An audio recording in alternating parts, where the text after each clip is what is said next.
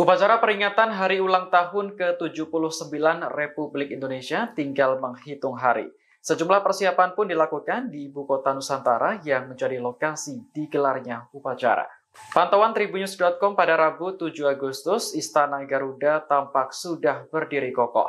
Hiasan burung Garuda di bagian belakang semakin menambah kesan gagah pada kantor presiden tersebut. Di depan istana, rumput hijau terhampar di lapangan seluas sekitar 100 kali 100 meter.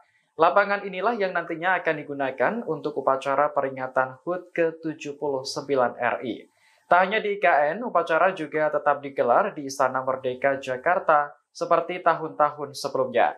Upacara di IKN akan dipimpin oleh Presiden Jokowi didampingi Presiden terpilih Prabowo Subianto. Sedangkan di Jakarta dipimpin Wapres Maruf Amin dengan didampingi Wapres terpilih Gibran Rakabuming Raka.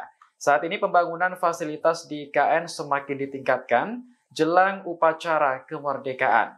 Kepala Satgas Pelaksanaan Pembangunan Infrastruktur IKN, Dani Sumadilaga menyebut, total ada 27.000 pekerja di kawasan IKN. Download Tribun X sekarang, menghadirkan lokal menjadi Indonesia.